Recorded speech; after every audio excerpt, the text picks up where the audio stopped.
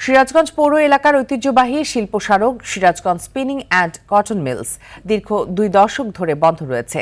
1966 সালে প্রতিষ্ঠিত এই মিলটি একসময় এই অঞ্চলের অর্থনীতির চাকা সচল রাখলেও অব্যবস্থাপনা আর ঋণের বোঝা নিয়ে 2007 সালে বন্ধ হয়ে যায়।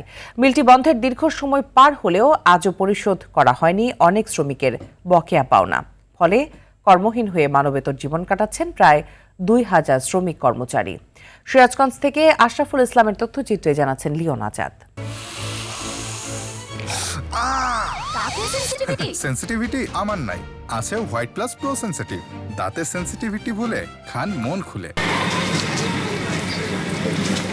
নীরবতায় ঢাকা পড়ে আছে সিরাজগঞ্জ পৌর শহরের রহমতগঞ্জ এলাকার ঐতিহ্যবাহী Sirajganj spinning and cotton mills. 1966 সালে প্রায় 23 একর জায়গার উপর প্রতিষ্ঠিত এই মিলটি 1972 সালে জাতীয়করণ করা হয়। তবে যুগের সাথে আধুনিকায়ন না হওয়া, জরাজীর্ণ যন্ত্রপাতি এবং তুলা ও কাঁচামালের তীব্র সংকটে ক্রমাগত লোকসানের মুখে পড়ে প্রতিষ্ঠানটি।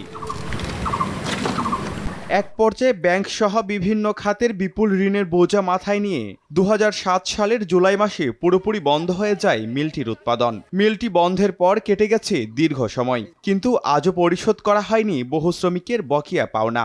আমাদের অবস্থা তো খুব খারাপ হয়ে গেছে, চাকরি চলে গেছে, মিল বন্ধ হয়ে গেছে, আমরা কি করব কি হবো, হ্যাঁ নিজেরাই এখন বেতাল হয়ে গেছি আর কি। এখানকার পরিবেশটা খারাপ হয়ে গেছে এবং বহিরাগত ছেলেপেলেরা এসে মাদকাসক্ত হচ্ছে, তারা মাদক সেবন করছে এবং পরিবেশটাও নোংরা হয়ে গেছে। পেট্রোল ডিউটি হয়, একটা পার্টি নামে এদিক দিয়ে ঘুরে ওদিক দিয়ে বাড়ায় গেল।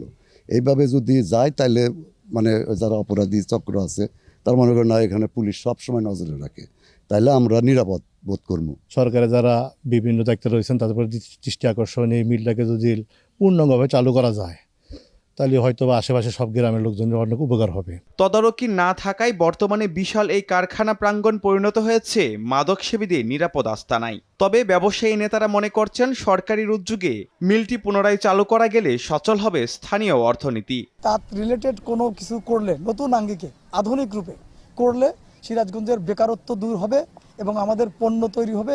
এই পণ্য তৈরি করে সারা বাংলাদেশে এটা ছড়িয়ে দেওয়া যাবে।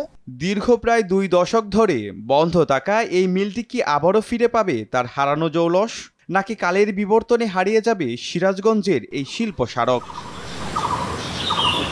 Leone Azad, RTV।